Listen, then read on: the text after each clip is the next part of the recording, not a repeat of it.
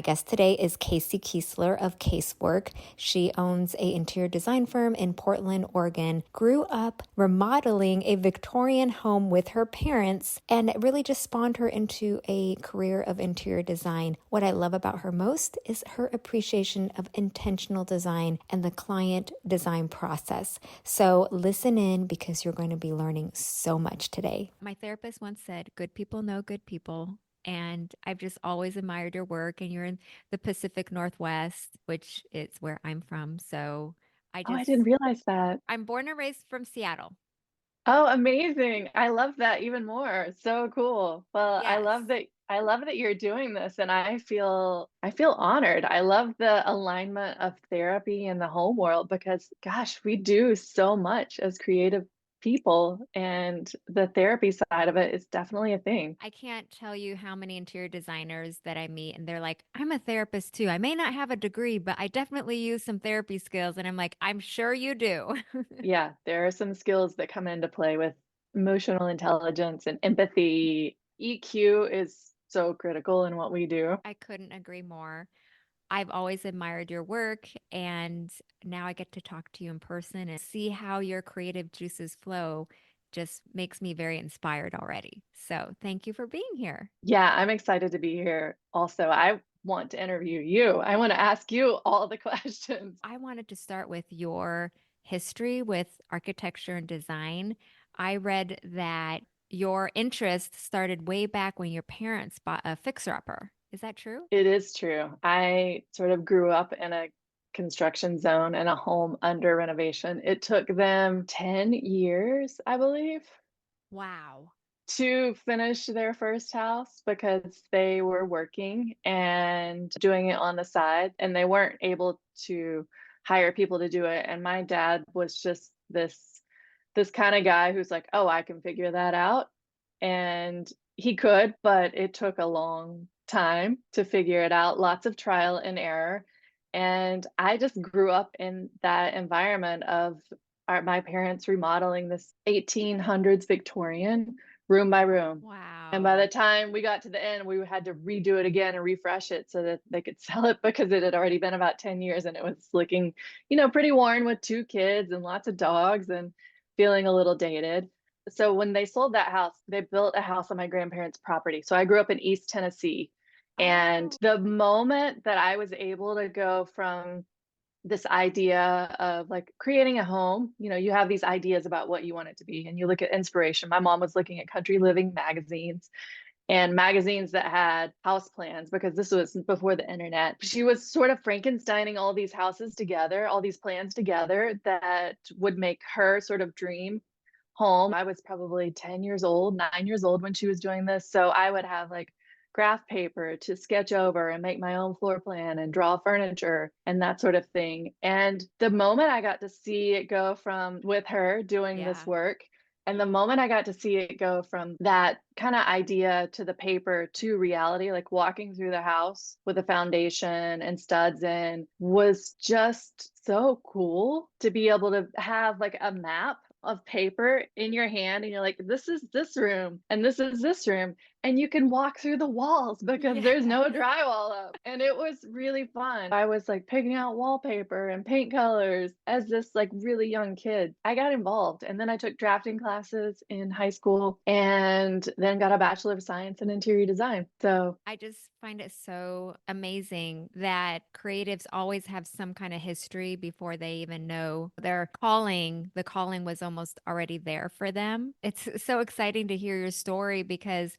my dad's an architect and my mom was a real estate broker. But at the time when I was growing up, we didn't even call it flipping homes yet. It was just more right. their interest as a hobby together, fixing up older homes. But for us, it was a fun thing, obviously, because my dad was an architect. The last house he actually designed and built, it really impacted me as well. So I love hearing your story and that aha moment of walking through the construction zone and walking through the walls. I can just imagine that child's joy and delight of being able to do that. I still find it kind of fun to do that as an adult. I find it really delightful. I mean, it's just like, oh, yeah, this is what we envisioned and it's being built It's a thing. And it's just like I get excited every time I walk onto a construction site for the first time. Do you find it kind of crazy that it always looks kind of small when it's just the frame is up, but then when the walls come in and then when we put the cabinets and the fixtures in the tub or shower, like all of a sudden it's so spacious. Does that feel weird to you or is it just me? Maybe I'm a weirdo. No, I think I totally agree with you. And you would think it would be the other way around. It's more open without the drywall in there, and you would think it would feel more open. It's an eye Hmm. trick or something. The clients will walk through and they don't really have a grasp yet. But then once the drywall's in, and of course, once the tiled walls and the vanity and the cabinets and the mirrors,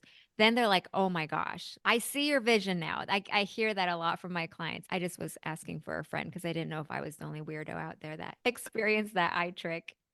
There are a few of us. So you started in East Tennessee. What brought you to the Pacific Northwest? I started moving west after college. I had always wanted to move to Oregon and ended up in Denver for a number of years. I was there for 9 years and I worked in commercial firms. I got laid off in 2009, and it was like a really brutal blessing that I didn't know I wanted. I was pretty miserable in my career and felt like I was just grinding away, working 50, 60 hours a week at a desk on these really large scale buildings. And I didn't have the recognition to realize to like zoom out and be like, I am not happy. I just didn't feel it. Part of it was my career, something I'd wanted to do for so long and invested so much time and energy in, and thought this is my path and didn't want to move from it. I was so like stubborn and stuck that I couldn't get out of this job of something that this is my dream, and I was not happy. I got laid off in 2009 and I was pretty sort of hurt by that. But it was this great force into pushing me into finding what I needed to be happy, like for my career. That was when like blogging was coming out and people were on Pinterest, and it sort of opened my eyes to this whole new world and created a community of people that I never knew existed doing things that I didn't know was possible. And I was like, oh, wow, thank you. I want to do that. Even this conversation that we're having wouldn't be possible without our social media connection. Maybe our paths would cross at some point. That's sort of the beauty of this space that we're in, that we often forget. And I love how it sort of brings us all together. Absolutely. I think this is definitely the positive side of social Hmm. media and the internet and connecting. Because you're right. I think the chances of meeting certain people would be lower if it Right. wasn't through social media.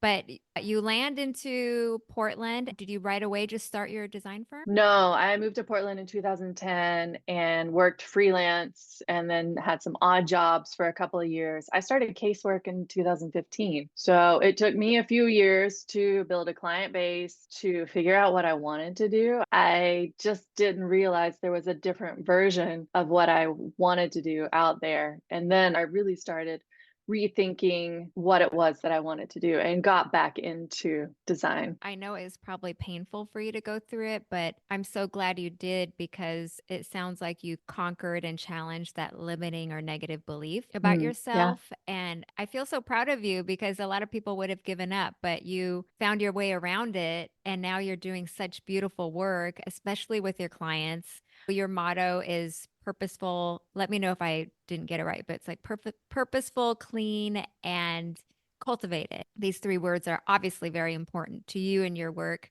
Can you share more of why these three words are so important? Yeah, so the reason I was in commercial design, I had these kind of cringe feelings about a luxury service. Interior design is a luxury service, unfortunately. And I've never loved that sort of concept about this industry. I believe everyone deserves to live in a home that's an extension of their personality or experience a space that inspires them. That alone should not be a luxury. Interior design and landscape are two of the things that get cut from a project budget most often. But as I was kind of creating this space for myself to do creative work, I wanted to show the value of what we do. And part of that is intentionality, just being really thoughtful around the work that we're doing and how we create space for people. It's not about trends or, oh, that's cute, or can we take this Pinterest image and put it into our house? Can we make that That's not what I'm here to do. I love kind of getting to know people and what makes them tick. Are they introverts? Are they extroverts? Are they morning people, night people? What music do they listen to on repeat? How do we create a space that's an extension of their personality that is thoughtful and thought provoking and not just all about spending money and doing this thing that is luxury? Right, that is thought of as luxury. So those were some words that really began to resonate early on in terms of work that we do. In the commercial sector, I had a boss who was known for his programming, and the programming is like the very first phase of interior design and architecture. And he was so curious about asking the details for these larger corporate clients that I just thought that was the process. And we really get into the weeds, if you will, when it comes to getting to know a client and what kind of things they have and what sort of space they want to make. Not really like, oh, do you want it to be mid-century modern or do you want it to be bohemian? It's not about the style. It's about what experience they want to create. This is why the universe has brought us together. Everything you're Ah. saying, making my heart sing so much. As a therapist, my perspective for design is quite different from other interior designers because I really have a passion to wanting to help and serve. Right. After I spent 20 years as a therapist, I didn't want to lose that part of my job. Like that Yeah. was the part of my job that I loved. I just didn't want to be stuck in an office doing that. My creative bug, it was itching. I couldn't ignore it anymore. And so when I meet with clients, which sounds like very similarly of how you go about it, is it's almost like that initial therapy session where you have an intake with the therapist Hmm. and they're going through how's your sleep? How's your nutrition? And what are the Hmm. relationships like in this space and that space? And I really delve into relationships. And when you say intentional design, I get goosebumps because I'm like, oh my gosh, that is the crux of home therapy. I was going to touch upon because you've won awards last year. I wanted to congratulate you. You won the Interior Design Magazine Best of Year Awards and the IIDA Best Small Showroom. One of the projects you won for the Interior Design Magazine was the Southwest Waterfront condo. Right. I was really curious, what is your most significant work with a client as far as transforming their relational life or their family dynamics? You just feel so happy and proud of because you help them live in a better space. It's not just aesthetics and function. Yeah, that's a great question. I was thinking about this and I have a 1 year check in to see how everything's going, making sure mostly like things are holding up, everything's performing as it should, and getting feedback from clients on how's the space working for them. And it makes me think I should just invite myself over for dinner and see Yes. how things are really working in real Yeah. life. I've never done that. I have worked with a few friends and spent time in their spaces post. It's all about just like creating space for the things that they have in their life and how they function, right? And when all those things are organized and in the right place and help them move easier, then it frees up your mind to move in different ways. So there's a project that I just thought of that I feel like probably would be a great sort of point of reference. This woman who I've worked with multiple times, a business owner, her name's Sarah Fritsch. She was the president of Schoolhouse, the lighting company, for a number of years and has recently started Studio Tigress, which is this creative agency. And she's got these amazing calendars. Anyway, I've worked with her since 2016 on three different properties for sure. And the most recent, she bought this 50 square foot studio apartment in Northwest Portland, in the Northwest neighborhood. She wanted it to be a place to have a love affair with herself. Oh my gosh, that's so wonderful. She has a family. She's got kids that are in middle school and junior and high school. Maybe they're teenagers. They've got a great sort of family life, but she really needed a space to be able to get away and work, especially during the pandemic. She bought this place during the pandemic. And it was a space to just like get to know herself again. I'm sure as being a mom and running a business, she was stretched really thin and then just didn't have the opportunity in her day to day life or the space in her day to day life to be able to manifest that. And then this space was 100% about doing that. And it's probably right now our most beloved type of place that is colorful and patterned and vibrant. She's got this term that she calls power clash, which is a just blending of these two patterns that do not go together, and it works because it's all about her personality. We have this wallpaper from Kate Blairstone that's called Tigress. We did the renovation in the year of the tiger. She has since named her new studio Tigress. So that was like, bam, resonating. When you walk in, it's in the entry of her apartment, and it's a small studio space. We've got this like velvet or wool peachy pink sectional that takes up a good chunk of the room, and it's paired with this orange and white plaid rug from Schoolhouse, and then another plaid from a harem, and a blue Moroccan rug from Cat and Mouse that's in Portland, and another wallpaper from Kate, but this one's like a pink and black floral, and it's all about like blending all these patterns. And we bought a bed and had it upholstered in a leopard print. So it's all about blending these Yeah. patterns and colors. And it's just like kind of eye candy everywhere you go in this tiny little 200 square foot apartment. And it was so fun to say, we're going to create the space for you. And she's always the best with a brief.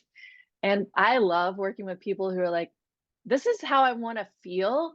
I want to hear Edith Piaf on the radio singing La Vie en Rose. And I'm like, oh, yeah, we got you. And then we just start creating these concepts and mood boards. And she responds and we tweak, and she responds and we tweak. And then we start selecting things. It's And just it's such a fun process. I think for a creative and interior designer, that's just music to our ears, no pun intended. The creative process, sometimes it could be quick if you have an intuitive hit, but it's a Right. process. There's a back and forth. And in a sense, I liken it to therapy because it feels like you're going around in circles, like you're talking about the same space over and over again. But in that journey, in that process, you finally land to something that feels right for Yeah. client. And what I love about this one is just the dopamine hits that she must have when she walks in there and the serotonin level increasing, just the happiness factor. I think color is wonderful, but also speaking to her colors and her patterns because this is Right. for her, it's her space. So I love that story. Thank you so much for sharing.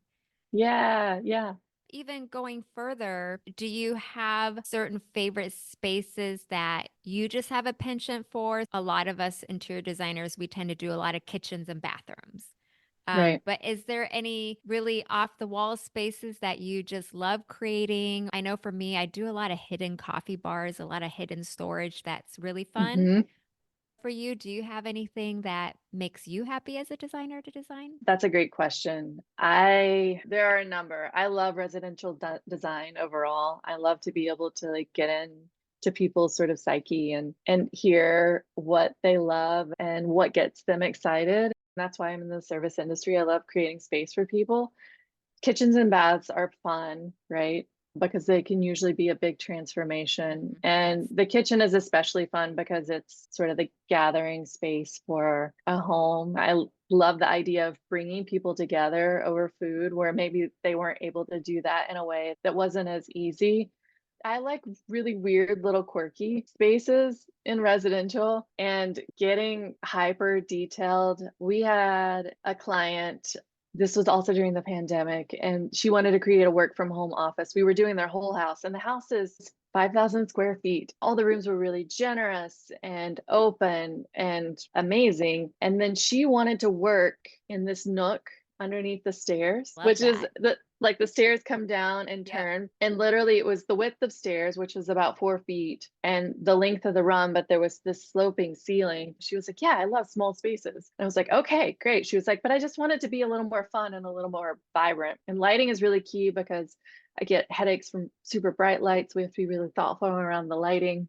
And we ended up taking a Rebecca Outwood wallpaper and just like Love her. wrapping it everywhere. She's so great. Yeah, so it was this blue and pink. The entire house is just like pretty pared down, very neutral, very sophisticated, elegant, white, modern. And then you go in this little nook and open it, and it's this like just very feminine floral Rebecca Atwood wallpaper that's like blue and pink and purple and green. It's like a beautiful watercolor. And that went everywhere, walls, the ceiling, everywhere. And then we got to dive into her storage and create space for her printer and her pinup board, and the electrical panel was in this room. And we wanted to Oh, cover that. And she's on Zoom all the time. So we wanted to make sure she had a cute backdrop. And she wraps gifts, and she's a huge gift giver. And she wanted a space to be able to have like her wrapping paper and all of her storage. And she had a big book collection. And we just really carved out space and wow. like little tiny, maybe 10 square feet to create an office for her that she could wrap some gifts, have all of her books, have all of her things. And it was her oasis. I want you to come over and do that with mine. I would love to. Travis and I actually DIY'd. I'll send you a picture of our stairs. So we carved it out, but it sounds way smaller than yours, but I'm so curious how you can help me. I really love your intentionality with all your designs. And I have a question though. As designers, we always have a budget to work with. Mhm. And I know you have said in the past that if you're going to do it right, then try to do everything that makes sense, right? To do it at the same time. And this is something I always encourage my clients to. It's like, if you're going to be out of the house, let's just do the bathrooms, see how we can make the budget work because it's going to be dusty. Crew is going to be in here. And then everything's going to be nice except your one powder bathroom downstairs. It's just going to feel weird, you know? Right. There's going to be a lot of listeners who may not have the luxury of a bigger budget, but they want that intentionality in their homes. And maybe they can only do a quarter of what we would love to do for their homes. How do you help people prioritize what projects to do first? I know it's kind of case by case, but out of all your experience these years working with clients, what kind of advice would you impart to our listeners? I even have a problem with this because Yeah, it is a it challenge. it feels easier to always do the short fixes, but then you're taking away that money for saving for the bigger projects, and I just feel like this push-pull. Yeah. Yeah. First of all, it's a huge conversation that has to be had pretty candidly with clients around money. And not everyone is comfortable talking about money and how much they have and how much they want to spend. So there's some psychology there. And I'm sure you've run into that. Yes. There are unrealistic expectations about budgets, and with a lot of the design shows, not to knock any of them, and the DIY ones especially, it makes it hard to know how much something's going to cost. And we always try and hire the most qualified, vetted people for the job because do it once as opposed to bringing in other people. But we work with all kinds of budgets. We always have a budget, Right. always. We never have like, oh, spend as much money as you want. Right. Usually the clients that have the most money are the most like conscious of the budget as well. So the bigger the budget is, the more we have to work with it. The smaller it is, people are, it seems like, are more ambiguous and not really firm with where they stand or don't have a strong grasp. So I say, know how much you can spend and hold to that firmly and communicate that very early with your designer, because that is where we always start. There are three things in design in creating a project, and it's like, how big is it? What's it look like? And how much does it cost? Those three things help you chip away from the sea of all the options. And when you can get those three things and start planning out your budget, get familiar with Google Sheets, use a spreadsheet, build your budget. It's like the biggest thing. Then we always start from the very beginning, working with client and on budgets. Many times clients will want to see what's possible. They lose idea of how much money they can spend during this. And then we get to the budget part of the drawing package and they're like, oh my gosh, I can't do any of this because they're picking all the more expensive items and adding in more details, and the scope is creeping and changing.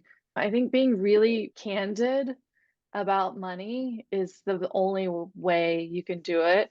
Working with us, I know where to spend money and where you can save money.